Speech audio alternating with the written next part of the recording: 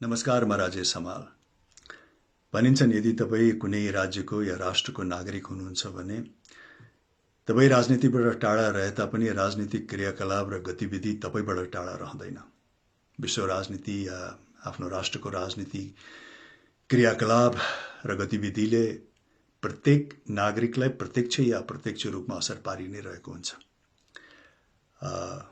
नेपालको वर्तमान राजनीतिको उतार चढाव र अझ भन्ने भने किचोलोले प्रत्येक नेपाली नागरिकलाई कुनै न कुनै हिसाबबाट असर परेको छ। अझ भन्ने हो भने एक किसिमको अन्योलताको वातावरण पनि सिर्जना गरेको छ। र त्यति मात्रै नभएर अहिले जुन जल्दो बल्दो विषय छ मिलेनियम च्यालेन्ज कोर्पोरेसन अन्तर्गत जुन संयुक्त राज्य अमेरिकाको सहयोग नेपाल भित्रिँदैछ, त्यसलाई लिएर नेपाली नागरिक जनस्तरमा धेरै संवेदनशीलता प्रकट मात्रै गर्ने होइन, एक किसिमको आक्रोशको आवाज, विद्रोहको आवाज र विद्रोहमा उत्रिनु भइरहेको छ।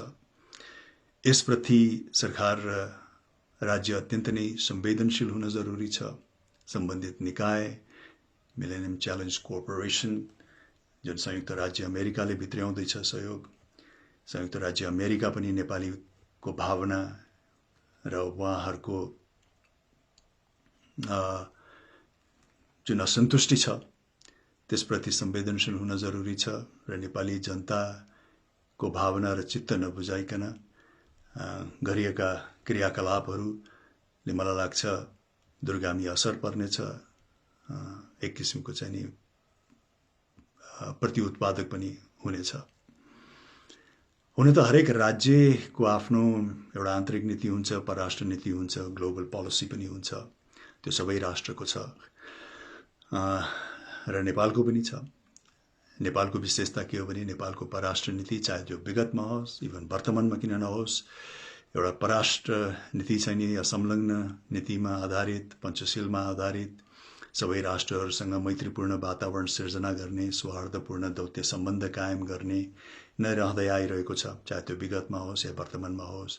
विश्व राजनीति विभिन्न तरिकाले धमिलिँदाखेरि पनि विभिन्न कालखण्डमा विभिन्न किसिमको चाहिँ उतार चढाव विश्व राजनीतिमा आउँदाखेरि र शक्तिशाली राष्ट्रहरू चाहिँ आफ्नो आफ्नो कोणमा मात्रै सीमित हुँदाखेरि पनि नेपालले विश्वलाई हेर्ने नजर जहिले पनि मैत्रीपूर्ण रहेको छ र सबै राष्ट्रहरूसँग विभिन्न कोणमा उभिएका राष्ट्रहरू चाहे त्यो शीत युद्धमै किन नहोस्, सबैसँग चाहिँ नि त्यही किसिमको मैत्री भाव, मैत्रीपूर्ण वातावरण, सौहार्दपूर्ण दौत्य सम्बन्ध नै कायम हुँदै आइरहेको छ र त्यसैको प्रतिफल पनि यी सबै राज्यहरूले कुनै न कुनै हिसाबबाट विगतमा नेपाललाई सहयोग पुर्याउँदै आइरहनु भएको छ। नेपालको अर्थतन्त्रलाई, नेपालको विकासलाई, नेपालको सामाजिक स्तरमा कुनै न कुनै चाहिँ सहयोग पुर्याउँदै आइरहेको छ। त्यसप्रति नेपाल र नेपालीहरू जहिले पनि कृतज्ञ पनि छन् र त्यही किसिमको मैत्रीपूर्ण वातावरण रहिरहोस् भन्ने नेपालको पनि इच्छा हो, नेपालीहरूको पनि इच्छा हो। तर अहिले मिलेनियम च्यालेन्ज कोर्पोरेसन अन्तर्गत जुन सहयोग आउँदैछ तर अहिले यो बदलिएको विश्व राजनीतिको जुन परिवेशमा आइरहेको छ त्यसप्रति चाहिँ नेपाली जनसमुदायहरूको असन्तुष्टि छ। मैले अघि भनेको जस्तो बहुसंख्यक नेपाली जनसमुदायहरूले चाहिँ नि आफ्नो सार्वभौम सत्ता र आफ्नो स्वतन्त्रतामाथि प्रत्यक्ष हस्तक्षेप भएको महसुस गर्नुभएको छ, जो स्वाभाविक पनि हो। सबै राष्ट्रको नागरिकको लागि आफ्नो सार्वभौम सत्ता, आफ्नो स्वतन्त्रता र आफ्नो राष्ट्रपतिको आफ्नो अधिकार, आफ्नो हक कायम रहोस् भन्ने सबैको इच्छा हुन्छ। यस मानेमा हरेक राष्ट्रले अहिलेको नेपालीको जुन मर्म छ, जुन भावना छ, त्यसलाई प्रत्येक राष्ट्रको नागरिकहरूले बुझ्नु पनि हुन्छ, आइडेन्टिफाई पनि गर्नुहुन्छ। संयुक्त राज्य अमेरिकाका नागरिकहरूले पनि आइडेन्टिफाई गर्नुहुन्छ। जब नेपालीलाई चाहिँ आफ्नो सार्वभौम सत्ता, आफ्नो स्वतन्त्रता सबैभन्दा महत्त्वपूर्ण लाग्छ र त्यही किसिमको भावना चाहिँ उहाँहरूले प्रकट गर्नुहुन्छ भने त्यो कुनै नौलो र असाधारण नागरिकको क्रियाकलाप होइन। त्यो प्रत्येक राष्ट्रको नागरिकले चाहिँ बुझ्छ। संयुक्त राज्य अमेरिकाले पनि यसलाई मलाई लाग्छ कि आइडेन्टिफाई गर्नुहुन्छ, बुझ्नुहुन्छ। त्यस मानेमा यो जुन असन्तुष्टि छ नेपाली नागरिकको लागि यो अहिलेको सम्झौतालाई लिएर, एमसिसीको सम्झौतालाई लिएर, त्यसमा स्पष्टता गराइदिने, पारदर्शिता गराइदिने र हरेक बुद्धमा नेपाली जनसमुदायहरूलाई चित्त बुझ्दो वातावरण सिर्जना गरिदिने चाहिने संयुक्त राज्य अमेरिकाको र नेपाल सरकारको उत्तरदायित्व बन्छ। किनकि राष्ट्रको नागरिकको भावना, बहुसंख्यक नागरिकको भावना विपरीत, उहाँहरूको चाहना विपरीत यदि कुनै क्रियाकलाप गरिन्छ भने यसको दूरगामी असर पनि पर्न सक्छ र त्यो प्रति उत्पादक पनि हुन्छ। र आजको घडीमा चाहिँ विश्व राजनीतिको समीकरण केही बदलिएको छ, वातावरण बदलिएको छ, शक्तिशाली राष्ट्रहरूका भूमिकाहरू परिवर्तन भएको छ र आज यो इन्फर्मेसन एजमा, इन्टरनेट एजमा हरेक राष्ट्रको क्रियाकलाप गतिविधिबाट हरेक राष्ट्रको नागरिकहरू, विशेष गरिकन युवाहरू चाहिँ सचेत हुनुहुन्छ, जानकार हुनुहुन्छ। उहाँहरूबाट कुनै पनि कुरा लुकेको हुँदैन। हरेक राष्ट्रले आफूलाई कसरी सञ्चालन गरिरहेको छ, विश्वमा उसले आफ्नो भूमिका कसरी प्रकट गरिरहेको छ, उसको ग्लोबल पोलिसी कस्तो हिसाबले चाहिँ उसले सञ्चालन गरिरहेको छ भन्नेमा चाहिँ नि हरेक राष्ट्रको विशेष गरिकन युवा जनसमुदायहरू चाहिँ नि स्पष्ट हुनुहुन्छ, सचेत हुनुहुन्छ, जानकार हुनुहुन्छ आजको यो इन्फर्मेसन एजमा, इन्टरनेट एजमा। त्यसैले शक्तिशाली राज्यहरूले पनि आफ्ना क्रियाकलापहरू विश्वमा असाध्यै जिम्मेवारीपूर्वक सञ्चालन गर्न अत्यन्त नै जरुरी छ। कुन किसिमको चाहिँ नि छवि उहाँहरूले चाहिँ नि विश्वमा राख्नु भएको छ भन्ने प्रति पनि उहाँ अत्यन्त नै संवेदनशील हुनुपर्छ। किनकि उहाँहरूले कायम गरेको छविले नै अन्यहरू राज्यहरूले, अन्यहरू राज्यका नागरिकहरूले उहाँहरूको मूल्याङ्कन गर्ने हो। पछिल्लो 20-25-30 वर्षमा जुन अमेरिकाको गतिविधि र क्रियाकलाप भएको छ त्यसप्रति प्रत्येक राष्ट्रका नागरिकहरू, युवाहरू जानकार हुनुहुन्छ। चाहे त्यो अमेरिकाको अफगानिस्तानमा भएको भूमिका किन नहोस्, 20 वर्षको उपस्थिति र $2 ट्रिलियन को चाहिँ खर्च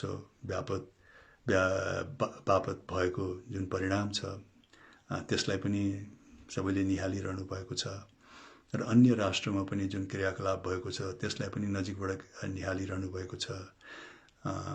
विशेष गरिकन शक्तिशाली राष्ट्रहरू, संयुक्त राज्य अमेरिकाको आन्तरिक राजनीति कस्तो हिसाबले चलिरहेको छ भन्ने कुरा पनि विश्वको नागरिकहरू चाहिँ नि जानकार हुनुहुन्छ, त्यसमा सचेत हुनुहुन्छ। त्यसैले पनि शक्तिशाली राष्ट्रहरूले आफ्नो छवि, आफ्नो इमेज प्रति चाहिँ नि अत्यन्त नै संवेदनशील र जिम्मेवार हुन जरुरी छ। किनकि यदि छवि धमेलिएको खण्डमा, छवि बिग्रिएको खण्डमा चाहिँ नि फेरि विश्वले त्यो राष्ट्रलाई हेर्ने नजर पनि बदलिन सक्छ, परिस्थिति पनि बदलिन सक्छ, विश्वासको स्तर पनि घट्न सक्छ। त्यस मानेमा चाहिँ नि शक्तिशाली राष्ट्रहरू अत्यन्त नै जिम्मेवार हुन जरुरी छ। र आज आएर जुन सहयोग संयुक्त राज्य अमेरिकाले गर्दैछ मिलेनियम च्यालेन्ज कर्पोरेसन अन्तर्गत नेपाललाई, नेपाली जनसमुदायहरूले सायद त्यही विश्वमा अहिले हालसालै पछिल्लो 20-25-30 वर्षमा अमेरिकाले प्रदर्शन गरेको आफ्नो छविले पनि भूमिका खेलेको हुनसक्छ र जुन किसिमको चाहिँ नि MCC को सम्झौता पत्र छ त्यसमा लेखिएका बुदाहरूप्रति पनि असन्तुष्टि भएको छ। त्यसैले एउटा ठुलो जिम्मेवारी छ शक्तिशाली राष्ट्रको लागि कि आफ्नो छविप्रति अन्य राष्ट्रको नागरिकहरूलाई विश्वास दिलाउनु र उहाँहरूको असन्तुष्टिलाई चाहिँ नि स्पष्ट पार्नु मा चाहिँ नि ठुलो भूमिका रहनेछ र यो भूमिका निर्वाह गर्न संयुक्त राज्य अमेरिका तयार रहनुपर्छ। किनकि कुनै पनि राष्ट्रको नागरिकको चाहना र भावना विपरीत त्यो मुलुकमा गरेको क्रियाकलाप कहिले पनि सौहार्दपूर्ण हुँदैन र त्यसले दूरगामी असर पार्छ र त्यो प्रति उत्पादक हुन सक्छ। त्यसैले यो मिलेनियम च्यालेन्ज कर्पोरेसन लाई लिएर नेपाल सरकार र संयुक्त राज्य अमेरिका नेपाली जनसमुदायको भावना र उहाँहरूको असन्तुष्टिप्रति चाहिँ नि उहाँहरूले स्पष्ट रूपमा स्पष्ट्याउन र प्रत्येक नेपाली नागरिकको चाहिँ नि चित्त बुझाउन अत्यन्त नै आवश्यक र जरुरी देखिन्छ। Thank you.